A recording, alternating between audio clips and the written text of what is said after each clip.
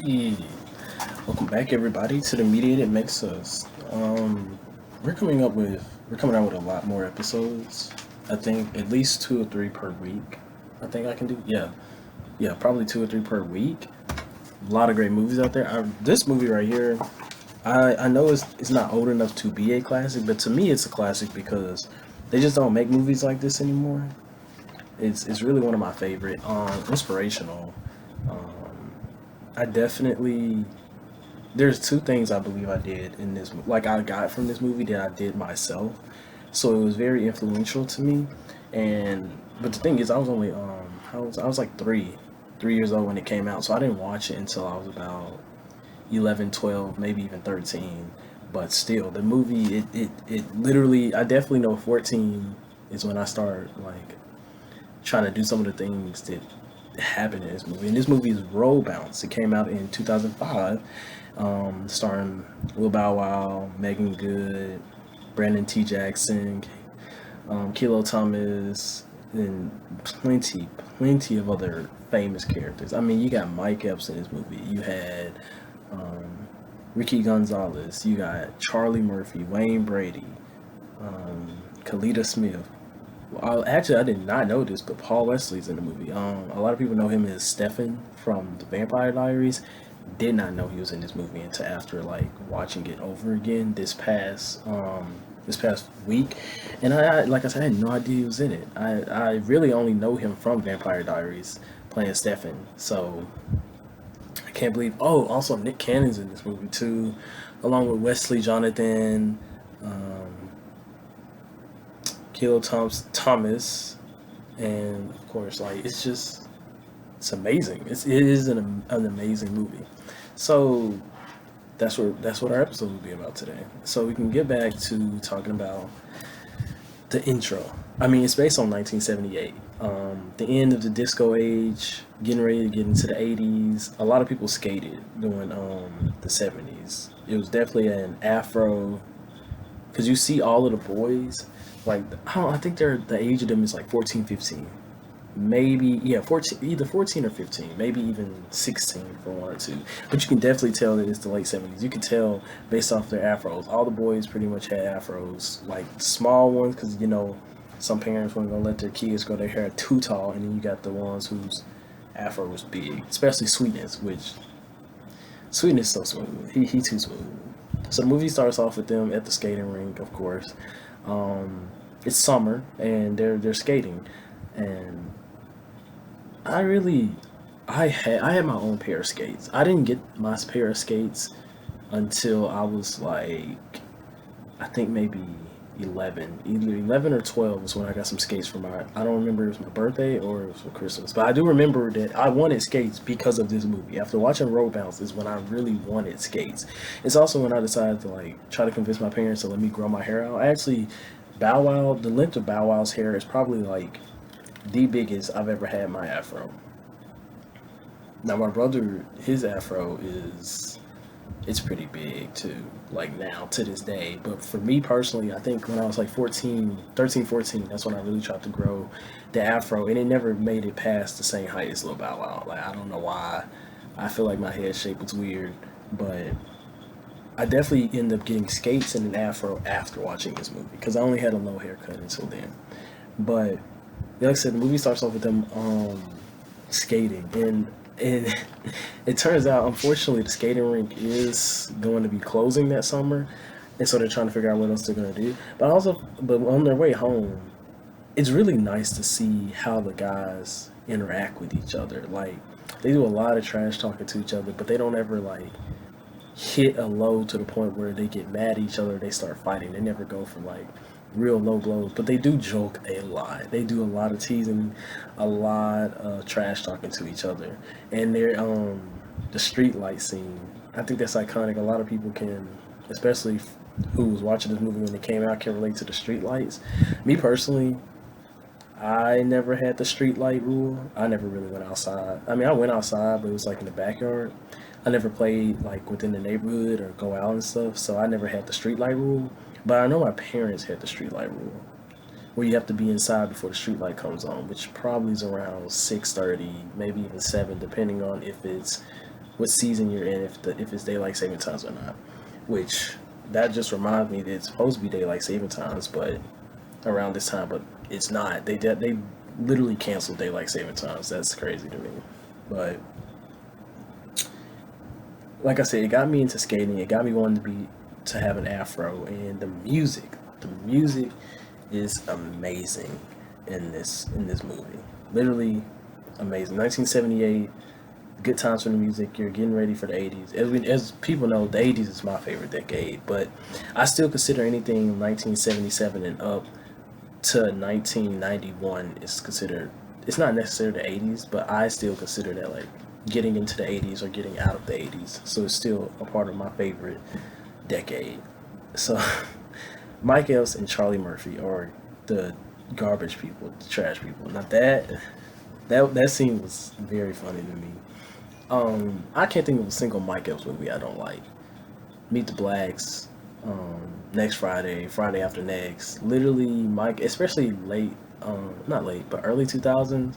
Mike Epps was in these movies. I really like most movies that Mike Epps is. And Charlie Murphy, that's Eddie Murphy's brother. He's always played a scary character to me. Not necessarily like a bad guy or anything, but he's always like this mean dude. Every time I see him in a movie, most of the time he's a mean dude. And in this movie, he's not too mean, but that's just something I saw. And then Kalita Smith. I've only seen Kalita Smith in three roles. This one, playing Tori's mom. I also saw her in this movie with Anthony Anderson when he was like rich. I forgot what it's called. King something. But everybody mostly know her as Wanda. Wanda from the Bernie Mac show. Now, I've always been a fan of Kalita Smith because I love the Bernie Mac show. Loved it so much. Bernie Mac, definitely my favorite comedian of all time is Bernie Mac. So watching her in this movie was different, but she always seems to play the attractive mom or the attractive aunt or something like that in most of her movies, which is that's something. So once the once the boys realize that their skating rink is closed, I think I skipped a part, but whenever X or Xavier came home, that's Bow Wow's name in this movie is X. He's the main character. Whenever he came home, and even though he did beat the streetlights or whatever, his sister snitched on him, his dad told him how he was supposed to be there instead of at the skating rink to help him do something. Clean the gutters, I believe. They're getting ready to clean the gutters. But X mom has died. They said she died a year ago, a little bit over a year ago, around Christmas time. So, things are pretty tough around the house. And you can see Bow Wow has the tension builds. It builds up over the movie. Like, I remember this one scene that I'm going to discuss further when he was talking to Naomi, and we're going to get into Naomi when we get there. But you can see the tension that he hasn't fully accepted or dealt with the fact that his mother is gone. And I see a lot of reference to this movie. Not necessarily this movie. I know Jump In came out like a year later, but I literally see the Jump In comparison with Izzy, his dad, his little sister, and now you got Bow Wow, or you got X, his dad, his little sister. You can see like some comparison in that, how it is with the not widow, widower, I believe, widower father, and how he's got to raise his two kids. Always the older son, little sister. So big comparison in that because it seems that both the kids like they kept it built up. Like they let the idea of their mother being gone build up with them, and they didn't really fully accept that. And then at some point in the movie, they always let it out. So they end up having to go to Sweetwater, which is the north side. You're gonna hear in this movie there's a lot of north side, south side talk. North side's where the rich folks at, south side's where the street boys are. So they get to the Sweetwater rink, and this is this is where we introduced to Nick Cannon's character, Bernard. Not Bernard, it's Bernard, literally. And his character is very funny to me too. He starts kissing this woman and won't even give the boy the right shoe size, which we're gonna talk about the shoe size in a minute because that's like it happens later also. The discussion of why he gave him the big shoe. So when they walk in, and everybody remembers this scene, or if you don't, you finna remember this scene. And they cut to Megan Good. Megan Good has always looked good. I mean, in this movie, she's 24, but she's playing like a 15, 16-year-old girl, which granted, she does not look 24 in this scene. She definitely looks like a teenage girl in this movie, even though she is 24 years old. And like I said, Megan Good plays Naomi, and the scene is her. The first time we see her is her drinking a Pepsi. Now, there's a little background because Bow Wow talked to his boys about going on a date with some girl who was like ugly or like weird or whatever, and it turns out it's actually Naomi. It's just she looks a lot mature now, but it's something about this Pepsi scene. I feel like Pepsi has something to do with it. Pepsi had some type of sponsorship, some type of they paid for something because there's no way that this looked like a Pepsi commercial. I literally like how a Pepsi commercial would look in this late 70s and 80s. Literally, you got her with the Pepsi and she's drinking it and it's in slow motion. You can see the word Pepsi. Her lips, they got like lip gloss on it, so you know her lips are popping, but it makes you think that it's from the Pepsi. And like those guys, they just jaw dropping. They're just looking at her like, who is that? And at first, X didn't even recognize her. That's how It makes sense though, cause like this is literally middle school to high school. Everybody has a glow up. Pretty much, I think there's like how many glow ups are there in life? I know you got the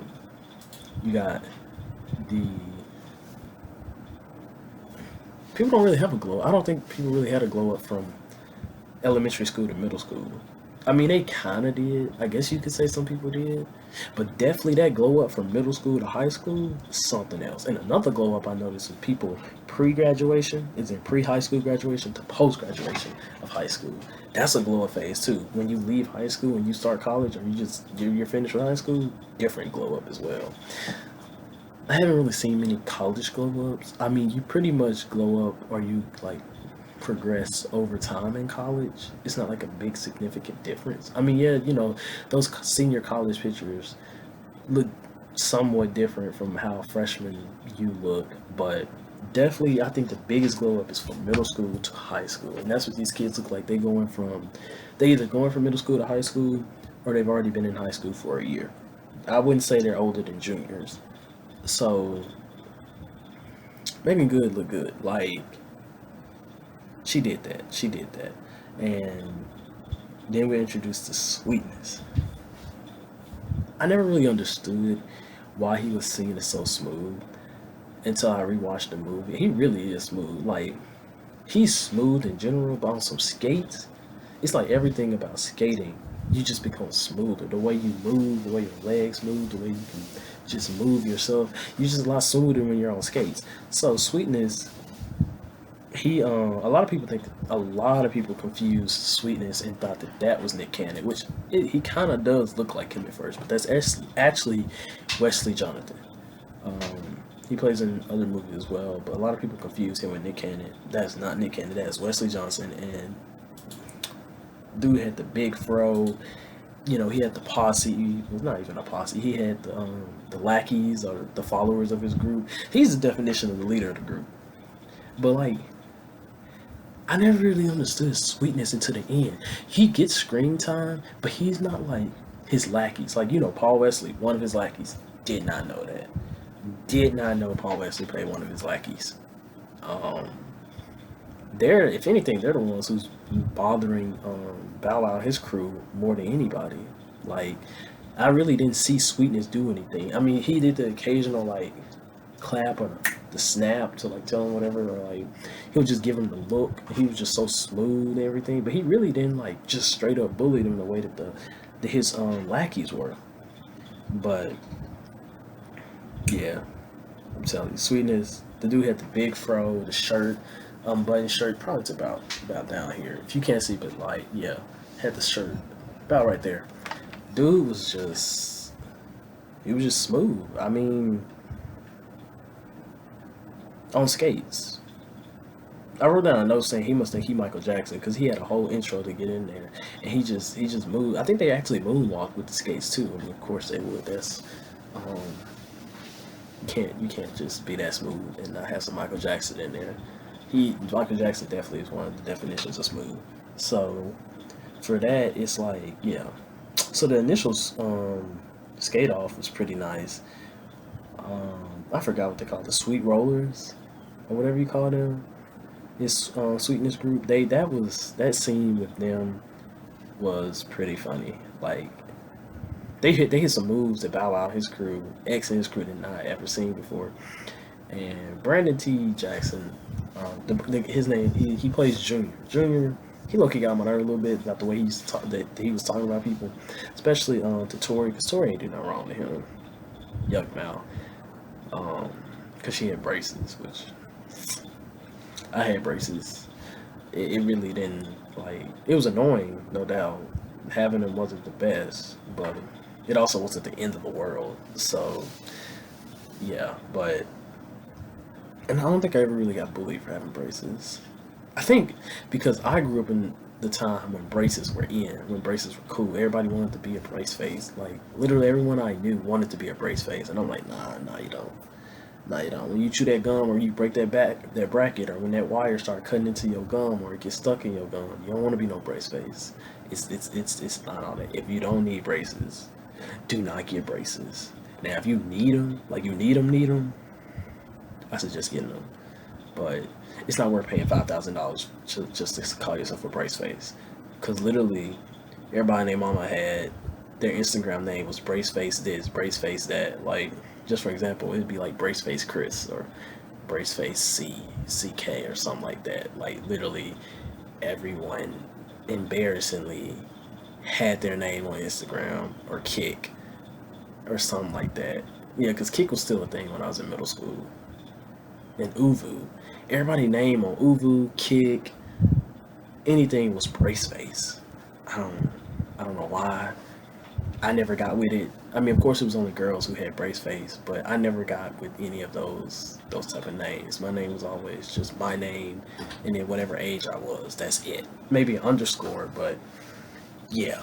But enough with the brace face. So Junior gets pants, and he's wearing like really thong like or really. I don't even know what type of underwear they are. They definitely weren't boxers. They definitely wasn't tighty whities. They were too tight to be tighty whities. But he had, like he got pants while he was skating. The Sweetwater rollers or whatever you want to call them, pantsed him in front of everybody in front of the rink, and that was you got to pack it up and go home at that point. You either got to fight or you got to pack it up and go home. Cause ain't no way you just let them pants you like that. That's got to be one of the. Mm-mm. Mm-mm. So let's talk about that big feet scene. So Naps, he's the dude with the big afro. That's Ricky Gonzalez. He literally Nick Cannon, B Nod, won't give him the size 9 that he needs for skates, and it's like messing him up. And so B Nod gave him a 12 at first. That messed him up, and then he asked him for some new ones. And he talking about some ladies around here, like people, like a guy with a big skate.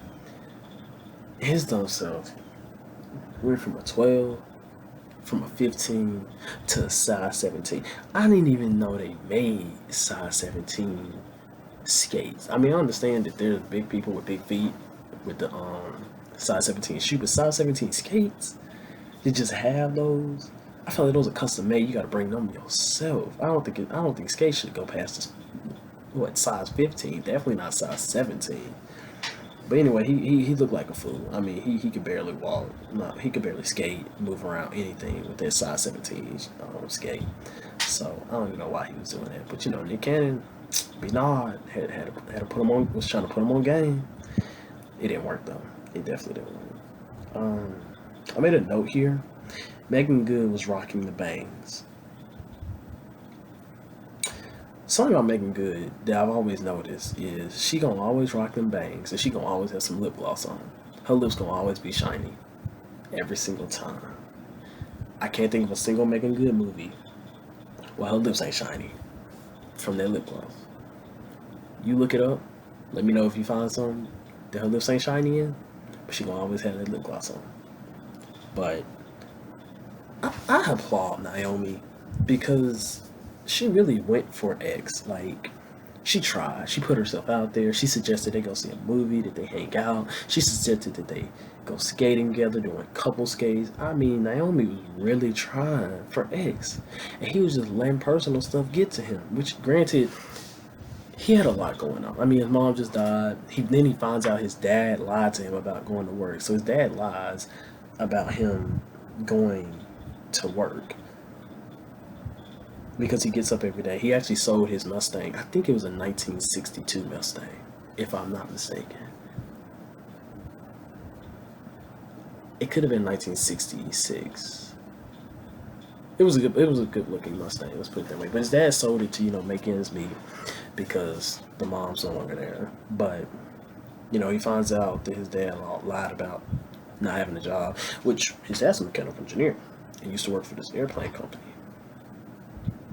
I don't know why, but when I think of engineers, I don't really think of how they were back in the day. As in, this is 1978. I didn't really think about mechanical engineers. That's what I'm majoring in. But I don't know why. But his dad's a mechanical engineer. He's looking for a job. And when he literally, let's talk about this real quick, and then we're gonna jump back to X and Naomi. This man was looking for a job.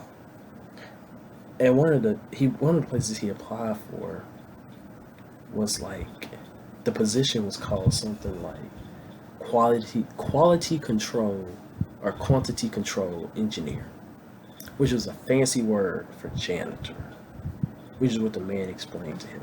How do you get quality or quantity control engineer and dress that up to basically be with a janitor? It don't even make sense. I understand the definition of engineer or engineers are people who solve problems, and I guess a dirty workplace is a problem, but I just don't feel like they should have used that as a terminology for a janitor. Engineers have so much more respect than that. Not saying there's anything wrong with being a janitor. It's just you can't just call it an engineer and slap that on there. It's very misleading, which is why he took the job because he needs the money, but it did not make any sense why they would do that. So we're gonna get back to X. As we said, he found out his father lied about the job. He got the people at Sweetwater messing with him. His mom, he hasn't really fully dealt with the fact that his mom was gone. He accidentally broke the skate that his mom bought for him when he was 13. So he has all that going on. He has a lot to process, a lot that is going on in his life, and he blows up about it at his father. Personally, I'm not a fan favorite of the blow up scene. I understand that he was going through stuff, but there's no way that he did what he did and just got away with it and got off scot-free. I don't care what happens in my life. There's no way that my parents are going to allow me to act the way he acted and just get off like nothing happened. If anything, he got a gift. He got a gift out of that. But he basically blows off making good and goes home, and him and his dad get into it.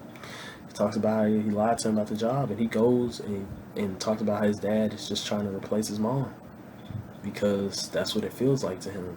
Not necessarily replace his mom, but pretend that she didn't exist or pretend that she's not there anymore, which he admits to doing. He tried to pretend like nothing happened, but literally X goes, gets a bat, breaks the window, breaks the windshield, breaks the headlights, hits the hood of the car with the engine, which that's what his father spends most of his time trying to fix, most of his free time trying to work on and fix, and then runs away. That scene alone had me scared for my life for him, because I just know that was not gonna slide with me. There's no way. I was like, ain't no way this man did all of this. But it shows you what on a mental note how it really was getting to him mentally, all the stuff that was going on. This is was an outlet for him, and he blew up about it. But just there's no way. He really had a lot going on, and he eventually ended up getting to sit down with his dad and talking about how he felt talking about what was going on for him. And you know, that was really good, a really good conversation that I felt like he needed to have with his father about the acceptance of his mom dying. You know, he watched his father cry as he looked at photos of his wife. That's got to be hard. And she died from heart disease, I believe, or something wrong. Like it was sudden. They didn't expect her to die the way she did. But yeah, so I don't know what it is, but Tori's mom, Cleta Smith, you could tell that she's like attracted to X's dad and like wants is at least gonna attempt something because they went to that party, some block party, whatever, and the woman was trying to get with him. But she does bring some joy to his life. I'm not even gonna say joy. She helps him out because first off, his sister, X's little sister, hair was nappy, which is another scene that also happens in Jump In. In Jump In, the dad can't do the little girl's hair. That's pretty typical though. And you know, another woman comes in and steps in and helps does it. So that scene was funny. I actually missed the water balloon scene. So X is a paper delivery person, terrible at it. Right? We're just gonna say that straight up. He is terrible, terrible at his job. He should not be a newspaper boy because he literally does not know how to throw newspapers. But he has Tori helping him with it, or at least hanging out with him while he does it. And usually these boys in the neighborhood throw water balloons or water at him, and he forgets about this when he tells Tori to go do it. And this is where a Boys in the Hood reference comes because Tori's running in slow motion and X is yelling out her name, Tori. And she just gets hit with the water bottle, the water balloons, and she falls. Like, it's literally like almost the same scene as Boys in the Hood with Ricky and Trey. When Trey sees that Ricky's gonna get shot, and that's like, you playing side by side, it really looks familiar. It's just instead of a gun and blood, you got water balloons and water. But I think that was neat how they put that Boys in the Hood reference into it. Let's go ahead and start talking about towards the end of the movie. So towards the end of the movie, X finally gets through his situation, gets through what he's going through, and he's about to go and prepare for the Sweetwater competition. So he goes to Megan Good. He goes to Naomi, and he's like, "Hey, look, I'm gonna be at the Sweetwater thing. I just want to know if you gonna be there. You know what you trying to do. You know what I'm saying?" And she's literally pissed off at him at this point. Like, she's not feeling this man. She's like, "Bruh, I've been trying ever since I found out you was here, and all you want to do is blow me off every time something wrong go in your life with no explanation. If anything, you just come up with excuses." And she's ranting. He kissed her. That was a smooth kiss. I mean, now, you know, today's society, you gotta make sure you got consent first. You can't just do that. But he went in for a smooth kiss, and she was flabbergasted. She did not know. She had nothing to say. She had nothing. She just closed the door. Just closed the door. I know he felt like a man. But now we get into the skate off. So the skate off, I'm sorry, but the sweetness, sweet rollers, they would have won. Like, I don't understand why it was a tie. I understand that the Garden, whatever they call themselves, Bow Wow and his crew called themselves the Garden Hoes or something like that. I understand that they did a good number, but they did not surpass the Sweet Rollers. I mean, they were just too smooth. They was too good at it, no doubt. That's why they won at the end, because they were too good anyway. In my opinion, they didn't even need a tiebreaker skate off. Like, yeah. I mean, they did steal their song, the Freak Out. Yeah, so, yeah.